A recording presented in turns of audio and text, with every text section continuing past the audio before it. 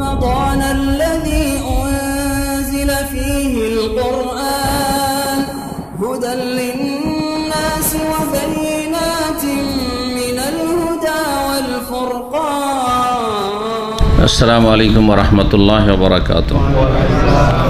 إن الحمد لله نحمده ونستعينه ونستغفره ونعوذ بالله من شرور أنفسنا ومن سيئات أعمالنا من يهده الله فلا مضل له ومن يضلل فلا هادي له وأشهد أن لا إله إلا الله وحده لا شريك له وأشهد أن محمدا عبده ورسوله صلى الله تعالى عليه وعلى آله وصحبه وسلم تسليما كثيرا. أما بعد فقد قال الإمام البخاري رحمه الله تعالى أبواب الاعتكاف. بسم الله الرحمن الرحيم. أبواب الاعتكاف. باب الاعتكاف في العشر الأواخر والاعتكاف في المساجد كلها لقوله تعالى ولا تباشروهن وأنتم عاكفون في المساجد تلك حدود الله فلا تقربوها كذلك يبين الله آياته للناس لعلهم يتقون. قال حدثنا إسماعيل بن عبد الله قال حدثني ابن وهب عن يونس أن نافعا أخبره عن عبد الله بن عمر رضي الله عنهما قال كان رسول الله صلى الله عليه وسلم يعتكف العشر الأواخر من رمضان. সম্মানিত দিনী ভাতৃমণ্ডলী, আল্লাহ রাব্বুল আলামিনের প্রশংসা এবং প্রিয় নবী সাল্লাল্লাহু আলাইহি ওয়াসাল্লামের উপর সালাত ও সালামের পর আজ জুমাবার 7ই রমজান 1443 হিজরি মোতাবেক 8ই এপ্রিল 2022 আমাদের ধারাবাহিক আলোচনা সহিহুল বুখারী থেকে সিয়াম ও রমজান সম্পর্কীয় যে আলোচনা চলে আসছে রমজানের পূর্ব থেকে, তার কয়েকটি আর বিষয়ে বাকি রয়েছে। তার একটি গুরুত্বপূর্ণ বিষয় আজকে শুরু করব, তা হচ্ছে এতেকাফ। ইমাম বুখারী রাহিমাহুল্লাহর কিতাব থেকে এতেকাফের অধ্যায়। বলছেন ইমাম বুখারী রাহিমাহুল্লাহ, বিসমিল্লাহির রহমানির রহিম, আবওয়াবুল এতেকাফ। কোনো কোনো অধ্যায় বা পর্বের আগে বিসমিল্লাহ এসেছে লিখায়, আর কখনো কখনো নেই। তো এগুলোই আসলে যারা কপি করেছেন তাদের পক্ষ থেকে কোনো জায়গাতে লিখেছেন বা কোনো নুসখাতে আছে, আবার অনেকে কপি করেছেন। তো আমরা নিশ্চিত না যে বিসমিল্লাহির রহমানির রহিম ইমাম বুখারী লিখেছেন না পরে যিনি কপি করেছেন তিনি লিখেছেন। বলছেন আবওয়াবুল এতেকাফ। এর আগের অধ্যায়গুলিতে আমরা দেখেছি কিতাব, যেমন কিতাবুত তারাবিহ, এইভাবে কিতাবুস সওম। কিতাবের ভিতরে কিতাব মানে যাতে বেশ কিছু অধ্যায় এসেছে, বেশ কিছু অধ্যায় নিয়ে আসা হয়েছে একটি কিতাবে, মানে বড় একটি হেডলাইন যার আন্ডারে অনেকগুলি অধ্যায় আছে একই বিষয়ের, কিন্তু একই বিষয়ের। আর আরেকটি তরিকা হচ্ছে কিতাব না লিখে আবওয়াব, সেটা এখানে দ্বিতীয় পদ্ধতি অবলম্বন করেছেন, যেটা অন্য অন্য হাদিসের কিতাবে আছে। যেমন তিরমিজিতে আবওয়াব কিতাব কোথাও লিখেননি তিনি, বাবের অধ্যায় হচ্ছে আবওয়াব, বাব মানে অধ্যায়। বলছেন ইমাম বুখারী রাহিমাহুল্লাহ আবওয়াবুল এতেকাফ, এতেকাফের অধ্যায় সমূহ, মানে এতেকাফ সম্পর্কীয় বেশ কিছু অধ্যায় বাব চ্যাপ্টার রয়েছে। এতে 15টি অধ্যায় রয়েছে। প্রথম অধ্যায় হচ্ছে, বলছেন ইমাম বুখারী রাহিমাহুল্লাহ তাআলা, বাবুল এতেকাফে ফিল আশরিল আওয়াখির। এই অধ্যায় হচ্ছে শেষ দশকে এতেকাফ করা সম্পর্কে। তারপরে কোরআনে কারীমের আয়াত নিয়ে এসেছেন, আর কোরআনে কারীমের আয়াত দলিল হিসাবে নিয়ে আসার আগে একটি মাসআলা, তার যেটি মত, সেই মতটি পেশ করেছেন। তা হচ্ছে ওয়াল এতেকাফ ফি মাসাজিদি কুল্লিহা, এতেকাফ সব মসজিদে, যে কোনো মসজিদে হবে। এতেকাফ যে কোনো মসজিদে হবে, অর্থাৎ মসজিদ ছাড়া অন্য কোথাও হবে না। মসজিদ ছাড়া অন্য কোথাও হবে না। মসজিদ কাকে বলে? যেখানে 5 ওয়াক্ত কমপক্ষে সালাত হয়, 5 ওয়াক্ত আজান হয় আর 5 ওয়াক্ত সালাত নামাজ হয়, তাকে মসজিদ বলে। তাহলে 5 ওয়াক্ত যখন লাগাইলাম, তাহলে কোনো জায়গায় যদি সালাতের জায়গা করা আছে কিন্তু 2 ওয়াক্ত বা 3 ওয়াক্ত সালাত হয়, ডিউটির সময় সালাত হয়। যেমন বিভিন্ন কোম্পানিগুলিতে বা ফ্যাক্টরিতে এরকম ব্যবস্থা আছে, বিভিন্ন টাওয়ারেও আছে। যখন ওয়ার্কাররা আছে, ডিউটিতে আছে, ডিউটি টাইমে 2 ওয়াক্ত হয়ে গেল। মদিনা ইউনিভার্সিটিতে একটি জামে মসজিদ, আর তার প্রতিটি ফ্যাকাল্টি বা কলেজে একটি করে মসজিদ বা মুসাল্লা আছে, কিন্তু সেগুলিকে মসজিদ বলা যাবে না। আর সেখানে 2 ওয়াক্ত সালাত হয় বা 1 ওয়াক্ত হয়। জোহরটা হয় কারণ জোহরে ছাত্র শিক্ষক সবাই থাকে, আর কখনো কখনো পরীক্ষার সময় থাকলে হয়তো শিক্ষকগণ এসে থাকেন, মাগরিবে বা আসরে চলে আসছেন, অথবা মাগরিবের সাথে আছেন খাতা চেক করার জন্য, তখন হয়। ফজর কোনো দিনই হয় না, গোটা বছর জীবনেও কোনো দিন হয় না। তাহলে এমন জায়গায় যেখানে 2 ওয়াক্ত 3 ওয়াক্ত হয়, কখনো হয় না, ফজর হয়ই না একবারে, সেটাকে মসজিদ বলা যাবে না। সূক্ষ্ম ভাষায় এমনি বলতে পারেন, কিন্তু মসজিদ নয়, কে বলা হয় মুসাল্লা, সেটাকে বলা হয় সালাতের স্থান। মুসাল্লা মানে যেমন জায়নামাজ, আমরা ফার্সিতে জায়নামাজ বলি, ওইটাকে আরবিতে কি বলা হয়? মুসাল্লা। অনেকে মুসাল্লা বলেন, জায়নামাজ বলেন না। আর ওপরা সাজ্জাদ বলে, কারণ ওর উপরে সিজদা করা হয়, সেই জন্য সাজ্জাদা বলে। এটা তাদের মাতৃভাষা, কিন্তু আসলে সূক্ষ্ম হচ্ছে মুসাল্লা, সালাতের স্থান। যেখানে 5 ওয়াক্ত নামাজ হয় না সেটা হচ্ছে মুসাল্লা। জি, যেটাকে বিভিন্ন এয়ারপোর্টে লেখা থাকে মুসাল্লা লেখা থাকে, আরবিতে মুসাল্লা, আর ইংরেজিতে লেখা থাকে প্রেয়ার হল। কি লেখা হয়েছে? প্রেয়ার হল লেখা আছে।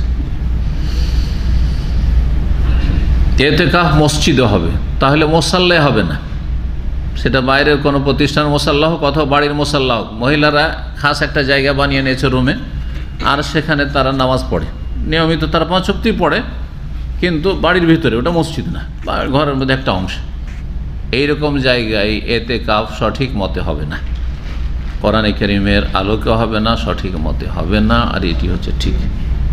আর এই মতটি বুখারী রাহিমাহুল্লাহ প্রাধান্য দিয়েছেন, তাই বললে প্রথমখানি বলছেন। এই জন্যই কি বলছেন? ওয়াল ইতিকাফিল মাসাজিদে কুল্লিহা, ইতিকাফ হবে সমস্ত মসজিদে, মসজিদে হবে, গায়ের মসজিদে হবে, মসজিদ ছাড়া অন্য কোথাও হবে না। দলিল বলছেন লিকাউলিহি তাআলা, কারণ মহান আল্লাহ বলেছেন সূরা বাকারা আয়াত 187, যেটি রোজা রমজান সংক্রান্ত শেষ আয়াত। 183 থেকে 187-তে বর্ণনা করা হয়েছে রমজান এবং সিয়ামের বিধিবিধান। তার মধ্যে 186টি শুধু দোয়া সম্পর্কে আছে। রমজানে দোয়ার যে গুরুত্ব রয়েছে, ফজিলত রয়েছে, দোয়া কবুল হওয়ার সম্ভাবনা খুব বেশি রয়েছে, সেই ইঙ্গিত বহন করে যে মাঝখানে একটি আয়াতে 183, 84, 85 আলোচনা চলল রমজান সিয়াম, হ্যাঁ, আর তারপরে 186-তে গিয়ে দোয়া, 187-তে আবার রোজা সিয়ামের মাসাইল, আহকাম, বিধিবিধান। এই জন্য রমজান মাসে রোজা অবস্থায় যে কোনো সময় দোয়া করবেন, বিশেষ করে ইফতারের পূর্ব মুহূর্তে। এই সময়গুলি দোয়া কবুলের খুব বেশি সম্ভাবনা রয়েছে। তারপরে রমজানের রাতে, শেষ রাত, তৃতীয় অংশ গোটা বছরই ফজিলতের, কিন্তু রমজান মাসের শেষ তৃতীয় অংশ বিশেষভাবে ফজিলতের, আর শেষ 10 দিনের সবগুলি রাত সবচেয়ে বেশি ফজিলতের।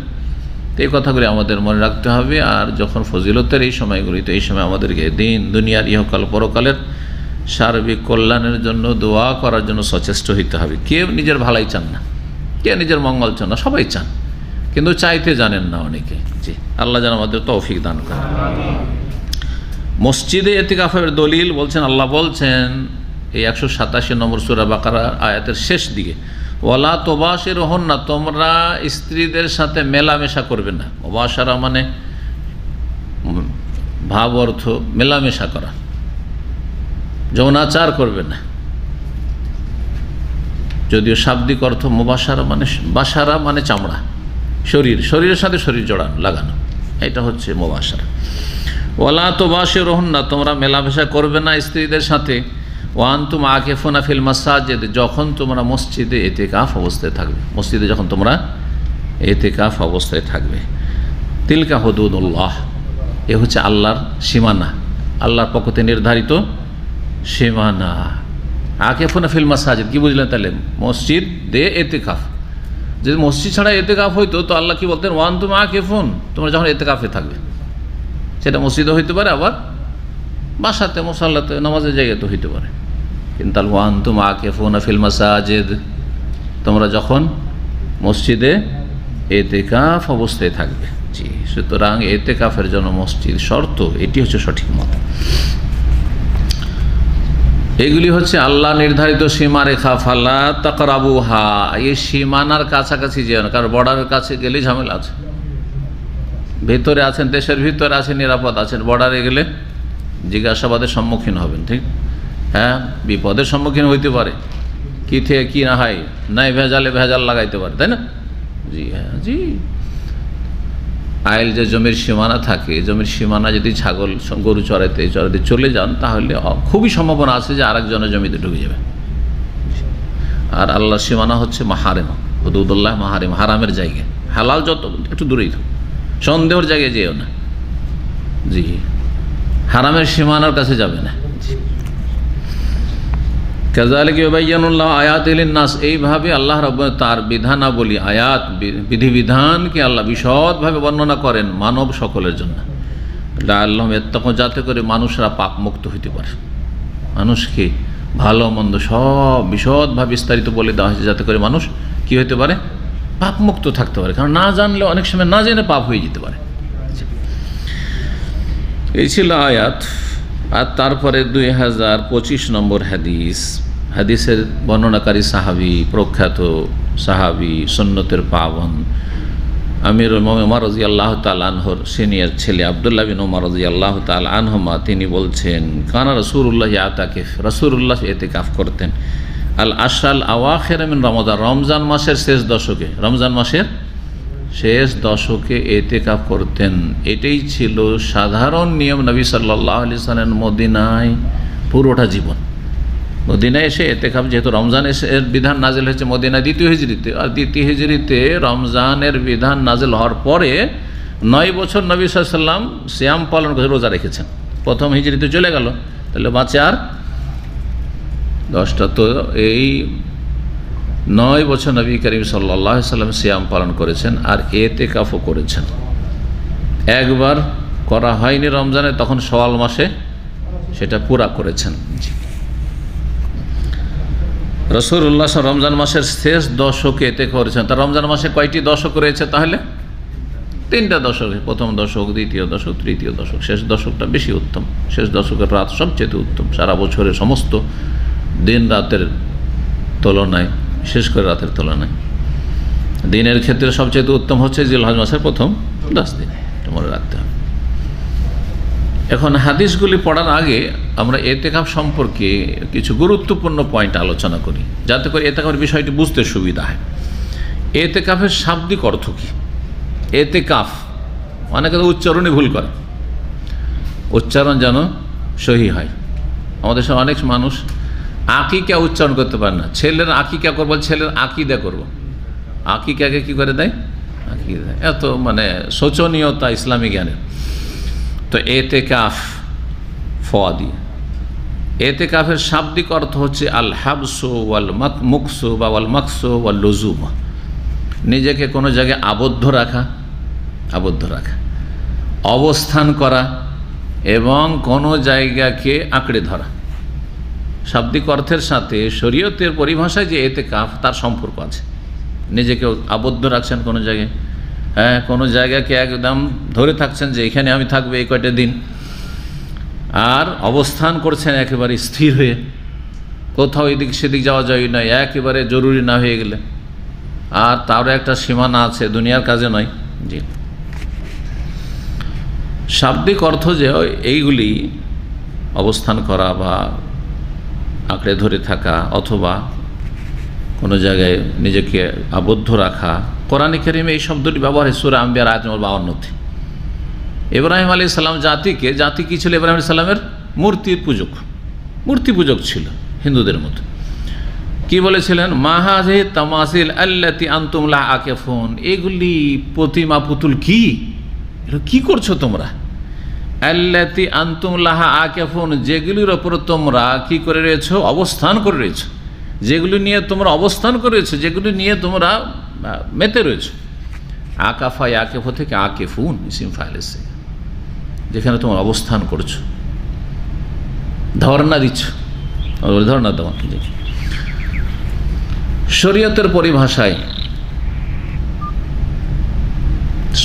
পরিভাষায় ইতিকাফ এর সংজ্ঞা বেশ কিছু ওলামারা বিভিন্নভাবে করেছেন, তবে যেটা প্রসিদ্ধ সংজ্ঞা সেটা হচ্ছে, সংজ্ঞা মানে পরিচয়, সংজ্ঞা মানে কাকে বলে সহজ ভাষায়, লজুম ও মসজিদ, কোনো মসজিদকে আঁকড়ে ধরা বা মসজিদে অবস্থান করা, আল মুকসুফিল মসজিদ বলা যেতে পারে। কি জন্য? এমনি এমনি নয়, লিতাআতিল্লাহি তাআলা, মহান আল্লাহর সন্তুষ্টিমূলক কাজের জন্য, আনুগত্যের কাজের জন্য, নেকির কাজে। নেকির উদ্দেশ্যে কি করা? মসজিদে অবস্থান করা, মিন শাখসিন মখসুসিন, বিশেষ ব্যক্তির পক্ষ থেকে। কোনো এক ব্যক্তি সেখানে অবস্থান করছে মসজিদে নেকির আশায়, আলা সিফাতিন মখসুসা, বিশেষ পদ্ধতিতে, বিশেষ বিশেষ নিয়ম নীতিমালা মেনে, বিশেষ বিশেষ নিয়ম নীতিমালা মেনে, সেই বিধিবিধানগুলি মেনে অবস্থান করা মসজিদে। এতেকাফের হুকুম কি? হুকুম, এর আগে ফিকহি কায়দা বর্ণনা করেছে। হুকুম শরীয়তের কয়টি? কে বলতে পারে? শরীয়তের হুকুম 5টি। মাশাআল্লাহ, মাশাআল্লাহ, সবচেয়ে বাচ্চা আমাদের ছাত্র বলেছে 5টি। একটা হচ্ছে ফরজ, আর একটা হচ্ছে ওর বিপরীত হারাম, আর একটা হচ্ছে মুস্তাহাব সুন্নাত, সুন্নাত মুস্তাহাব, ওর বিপরীতটা হচ্ছে মাকরুহ, অপছন্দনীয়, আর একটা হচ্ছে এই সবের মাঝামাঝি, একবারে মাঝখানে, এদিকে না ওইদিকে না, জায়েজ মুবাহ, জায়েজ। এই 5টার একটাতে ফেলতে হবে এতেকাফকে। এতেকাফ ফরজ, ফরজ কি? হ্যাঁ ফরজ না। হারাম সুন্নাত, মুস্তাহাব সুন্নাত, ওর বিপরীত হচ্ছে মাকরুহ, মাকরুহ হ্যাঁ না? না না। মুবাহ জায়েজ না, ওটাও না। তাহলে বাকি থাকলো কি? সুন্নাত। আর সুন্নাতকে ব্যাপক অর্থে সুন্নাত হচ্ছে ভালো, সুন্নাত করলে নেকি আর না করলে গুনাহ নেই। সুন্নাত 2 ভাগে বিভক্ত, মুআক্কাদা, গায়ের মুআক্কাদা। হয়তো মুস্তাহাবে কিছু আছে যেগুলো তাকিদ আছে, সুন্নাতে মুআক্কাদা, আর কিছু গায়ের মুআক্কাদা, সেটা আলাদা বিষয়। তাহলে সুন্নাত, এতেকাফ কি? সুন্নাতে মুআক্কাদার সাথে লাগে। সুন্নাত কিন্তু তাকিদ রয়েছে। তাকিদ কেন বলবো? এই জন্য নবী সাল্লাল্লাহু আলাইহি সাল্লাম কন্টিনিউ প্রতি বছর এতেকাফ করেছেন, এবং নবী সাল্লাল্লাহু আলাইহি সাল্লামের সাহাবীরা এতেকাফ করেছেন। এমনকি নবী সাল্লাল্লাহু আলাইহি সাল্লামের বিবিগণ মসজিদে এতেকাফ করেছেন, বাড়িতে নয়, মসজিদে এতেকাফ করেছেন। নবী সাল্লাল্লাহু আলাইহি সাল্লাম জীবদ্দশায় করেছেন অনুমতি নিয়ে, আর নবী সাল্লাল্লাহু ইন্তেকালের পরে সারা জীবন নবীর বিবিগণ, সহধর্মিণীগণ, উম্মাহাতুল মুমিনিন রাদিয়াল্লাহু তাআলা আনহুন্না এতেকাফ করেছেন।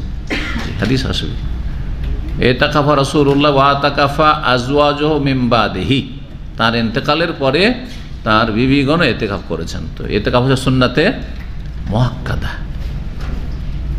কিন্তু আমরা যারা কর্মজীবনে আছি, ডিউটি, এই ডিউটি করা ফরজ, কারণ ডিউটি না করলে চলবে না, কোম্পানি অনুমতি দেবে না। অনুমতি দিলে মাঝে মাঝে যান, আর না হলে দেশে ছুটিতে আছেন, রমজানে অনেকে ছুটি যাচ্ছেন, করেন।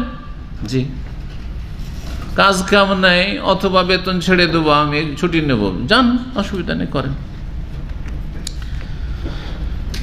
এতেকাফ অধিকাংশ আইম্মায়ে কেরামদের নিকট সুন্নাতে মুআক্কাদা। হানাফি মাযহাবে আর কিছু কিছু ফুকাহারা এরকম বলেছেন যে এতেকাফ হচ্ছে ফরজে কিফায়া, বা কেউ কেউ সুন্নাতে কিফায়া, মানে তাকিদ আছে যাদের কাছে ফরজ প্রার্থনা ওয়াজিব কিফায়া। এই হানাফি মাযহাব এই ফতোয়ার কারণে আমাদের দেশে একটা কথা আছে, ফতোয়া আছে। এই ফতোয়া দিয়ে আমাকে অনেকে জিজ্ঞাসা করে, এই বছরও জিজ্ঞাসা করেছে কত, যে আমাদের জুমার প্রোগ্রামে এক ভাই, যে এতেকাফ যদি গ্রামে কোনো গ্রামের না হয় তো গোটা গ্রামের লোক নাকি গুনাহগার হবে? এ ফতোয়া কোত্থেকে আসলো? ওই যে হুকুম থেকে, যে যেহেতু ফরজে কিফায়া আর গোটা গ্রামের কেউ করলেন না, সুতরাং সবাই গুনাহগার। জানাজা পড়া ফরজে কিফায়া। এখন এক গ্রামে একজন মারা গেছে, জানাজায় কিছু লোক অবশ্যই যেতে হবে, একজন গিয়ে হবে না, কিন্তু এই ফরজে কিফায়া দেয়। এতেকাফে না হয় একজন হানাফি মাযহাব হয়ে যাবে, কিন্তু জানাজা তো আর একজন দিয়ে হয় না, কিছু লোক যেতে হবে। বাড়ি প্রতি 5 ভাই আছে, 1 ভাই গেলে চলে, কিন্তু কেউ যদি না যায় গ্রামের, তো সবাই গুনাহগার। এটার নাম ফরজে কিফায়া। কিন্তু এতেকাফ ফরজে কিফায়া নয়, এতেকাফ ফরজে কিফায়া নয়। সাধারণ অবস্থায় এতেকাফ কি? সুন্নাত। কোনটি? রমজানের এতেকাফ হচ্ছে সুন্নাতে মুআক্কাদা, এটাও বলতে হবে। রমজানের এতেকাফ হচ্ছে সুন্নাতে মুআক্কাদা, রমজানের শেষ দশক, কারণ নবী সাল্লাল্লাহু আলাইহি ওয়াসাল্লাম শেষ দশকে করেছেন। আর রমজান ছাড়া অন্য সময়ের এতেকাফ হচ্ছে মুস্তাহাব, হ্যাঁ, সুন্নাতে মুআক্কাদা নয়, মুস্তাহাব। যদি কেউ মনে করে যে আমি যে কোনো মাসে 10 দিন এতেকাফ করবো, 5 দিন এতেকাফ করবো, করতে পারে, মুস্তাহাব। কিন্তু সুন্নাতে মুআক্কাদা নয়। তাহলে দুটো অবস্থা হয়ে গেল, রমজানের শেষ দশকের এতেকাফ সুন্নাতে মুআক্কাদা, আর অন্য সময়গুলির এতেকাফ হচ্ছে মুস্তাহাব, করলে ভালো, করতে পারেন মাঝে মাঝে। আর একটি এতেকাফ আছে ফরজ, এটা সবার কাছে ফরজ, সেটা হচ্ছে মান্যতের এতেকাফ। কিন্তু মান্যত করে যে আমার ছেলে যদি ডাক্তারিতে চান্স পেয়ে যায়, বা মদিনা ইউনিভার্সিটিতে চান্স পেয়ে যায়, বা আমার ছেলে যদি সৌদি আরব পাঠাচ্ছে যদি চলে যায়, তো কি করব, আমি 3 দিন এতেকাফ করব, বা অমুক মাসে 10 দিন 5 দিন এতেকাফ করব। তো যা করেছে পুরা করতে হবে। এমনকি জায়েজ কাজেরও যদি মান্যত করে, এর তো নেকির কাজ এতেকাফ করা, নেকির কাজ না, জায়েজ কাজ যদি মান্যত করে যে এই কাজটি করব, সেটাও করতে হবে। বুঝতে পারছেন না? জি হ্যাঁ, কোন মান্যত পুরা করা যাবে না? যে মান্যত হচ্ছে হারাম, সেটা শিরকি মান্যত হোক, বেদাতি মান্যত হোক, অমুক মাজারে এই দিব, বা মাজারে যাব, অথবা আপনার কি বলছে মিলাদ করো বেদাতি মান্যত, অথবা কোনো হারাম কি করবো একটা আউযুবিল্লাহ, যেগুলো যারা দুনিয়াদার, হ্যাঁ এটা মদের আসর জমাবে, হারাম মান্যত। সে শিরকের হারাম হোক, বেদাতের হারাম হোক, আর এমনি হারাম হোক, অথবা মাকরু হোক, মাকরু মান্যত চলবে না। এমন মান্যত চলবে না যেই মান্যত করা হচ্ছে চরমপন্থা, মানুষের জন্য কষ্ট। যদি আমার এই কাজটি হয়ে যায়, আমি যদি আল্লাহ আমাকে সুস্থ করে দেয়, তো একদিন আমি সারাদিন রোদে দাঁড়িয়ে থেকে রোজা রাখবো, চলবে না? চলবে না। আল্লাহ এভাবে কষ্ট দিতে পারেন নিজেকে, কোনো লাভ নাই এতে। যে এরকম কেউ একজন করেছিল, নবী সাল্লাল্লাহু আলাইহি ওয়াসাল্লাম নিষেধ করেছিলেন ওকে, যাও ছায়াতে যাও। তো আল্লাহ রাব্বুল আলামিন কোরআনে কারীমে ইতিকাফের কথা বর্ণনা করেছেন, বা ইতিকাফকারীর কথা বর্ণনা করেছেন। তো কোরআনে কারীমে বর্ণনা থাকলে যে ফরজ হবে তা নয় কিন্তু। জি, প্রশংসা করে সূরা বাকারা আয়াত 125 রয়েছে, আল্লাহ বলছেন ইব্রাহিম আলাইহিস সালামকে, আনতাহিয়া বাইতিয়া, তোমরা বাপ বেটা, কারণ বাপ বেটা দিয়ে তো কাবা তৈরি করলেন, কাবা ঘর, আর তৈরি করার পর আল্লাহ বলছেন আনতাহিয়া বাইতি, আমার ঘরকে তোমরা বাপ আর ছেলে মিলে কি রাখো, পবিত্র রাখো। লিত্তাইফিন, তওয়াফকারীদের জন্য, ওয়াল আকিফিন, ইতিকাফকারীদের জন্য, ওয়ার রুকআই সুজুদ, রুকুকারীদের জন্য, ওয়াস সুজুদ, সিজদাকারীদের জন্য। রুকু করা ইবাদত, সিজদা করা ইবাদত, নামাজের বাইরে রুকু করা ইবাদত নাই। আবার হ্যাঁ, এখান থেকে আবার যদি শুধু কোরআন দিয়ে আহলে কোরআন হব, হাদিস নেব না, কেউ যদি শুধু রুকু করে, নামাজটা পড়লো না, রুকু করলো, তো বেদাত হবে না? নবী সাল্লাল্লাহু সাহাবীরা কোনদিন রুকু করে ইবাদত করেছেন? রুকু করেছেন নামাজের ভিতরে। এইরকমই সেজদা নামাজের বাইরে, সালাতের বাইরে, 2টি সেজদা ছাড়া তৃতীয় কোনো সেজদা নেই। 2টি সেজদা শুধু আছে, কি কি? একটা শুকরানা সেজদা, খুশির খবর এসছে সাথে সাথে সেজদা পড়েন, শুকরানা সেজদা। আর তেলাওয়াতের সেজদা, কোরআনে কারিমে 15 জায়গায় সেজদা রয়েছে, 15টি হচ্ছে সঠিক, 14টি হচ্ছে কিছু কিছু মজাব, কিন্তু 15 জায়গায় সেজদা রয়েছে। এছাড়া এমনি সেজদা, আজ কেউ আমাকে একজন জিজ্ঞেস করছে পশ্চিমা কোনো দেশ থেকে, হোয়াটসঅ্যাপে প্রশ্ন, সকালে উঠে দেখি যে আমি যদি সেজদায়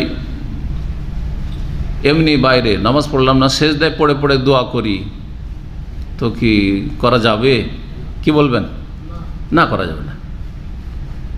বান্দা সেজদায় আল্লাহর নিকটবর্তী হয়, সেটাই যদি হাসিল করতে চাও তো 2 রাকাত সালাত আদায় করো আর সেজদা করো, লম্বা সেজদা করো। কিন্তু শুধু শুধু সেজদায় পড়ে গেলাম, দোয়া করলাম, যেমন দোয়া করবো, হাত তুলে দিলাম, দোয়া করলাম, যে কোনো সময় করতে পারেন।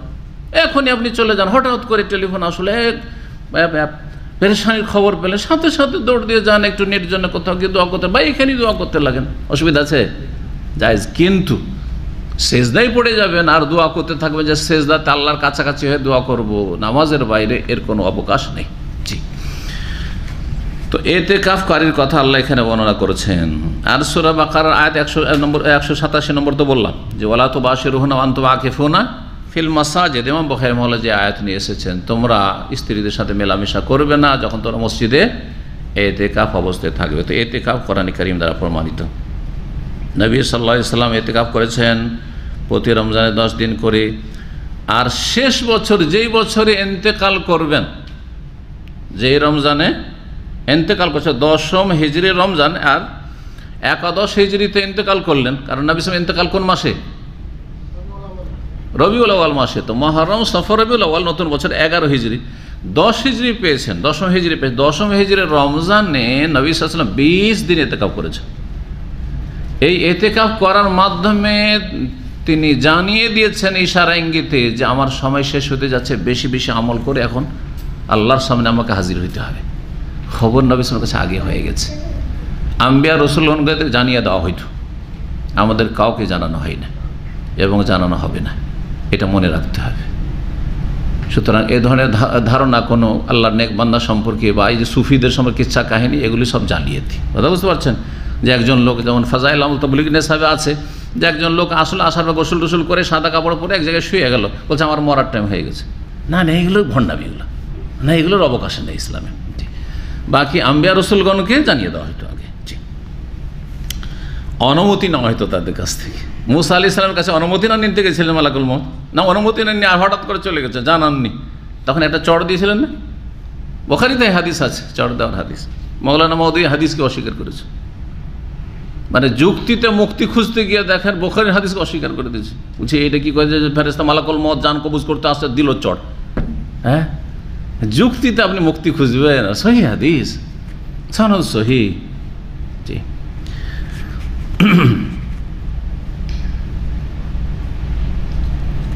নবী সাল্লাল্লাহু আলাইহি ওয়াসাল্লাম সম্পর্কে বলছেন আবু হুরায়রা যে কানা নবী সাল্লাল্লাহু আলাইহি ওয়াসাল্লাম ইয়াতাকা ফি কুল্লি রমাদান 10 আইয়াম, প্রতি রমজানে 10 দিন ইতিকাফ করতেন। ফালাম্মা কানাল আমুল্লাযী কবিযা ফি, যেই বছরে তার ইন্তেকাল হয়, ইতিকাফা 20 ইয়ামান, 20 দিন ইতিকাফ করেন। ওই রমজানে 20 দিন ইতিকাফ করেছেন, তার মানে 11 তারিখ থেকে শুরু করেছেন, 20 দিন ইতিকাফ করেছেন। এই ইতিকাফের ওপর ইজমা রয়েছে, মানে শরীয়তে আছে ইতিকাফ, সেটা ইখতিলাফ ফরজে কিফায়া অথবা সুন্নাত মুআক্কাদা, কিন্তু সুন্নাত মুআক্কাদা ঠিক, কিন্তু ইতিকাফ আছে ইসলামে। এবং নবী বলছেন আল ইতিকাফ সুন্নাতুন বিল ইজমা, সর্বসম্মতিক্রমে ইতিকাফ হচ্ছে সুন্নাত। ওয়ালা ইয়াজিবু ইল্লা বিন নাযরি বিল ইজমা, একমাত্র মানত করলে শুধু ইতিকাফ কি হবে? ফরজ, কারণ মানত পুরা করা ফরজ। জি। ইতিকাফের সময় সুন্নত হচ্ছে রমজানে, আর অন্য সময় মুস্তাহাব। জি। আর বিশেষ করে রমজানের শেষ দশকে হচ্ছে সুন্নাতে মুআক্কাদা, রমজানের শেষ 10 দিনে হচ্ছে সুন্নাতে মুআক্কাদা। আর রমজানে যদি কেউ করে তো বলবো সুন্নাত, কারণ নবী সাল্লাল্লাহু আলাইহি ওয়াসাল্লাম মাঝের দশকেও ইতিকাফ করেছেন। জি। ইতিকাফের সর্বনিম্ন সময় কে বলতে পারেন? 3 দিন না, কেউ বলেছেন যে কমপক্ষে 1 দিন হইতে হবে। হ্যাঁ, কি বলছেন? 1 দিন হইতে হবে, তাহলে দিন হইতেই হবে। কারা বলছে দিন হইতে হবে? যারা বলছে যে ইতিকাফের জন্য সিয়াম রোজা শর্ত, না দিন না হলে তো আর রাতে তো রোজা রাখা যাবে না, তাই না? তো 1 দিন 1 রাত হইতে, ওদের কাছে 1 দিন 1 রাত হইতে হবে, তো একটা দিন আসতে হবে।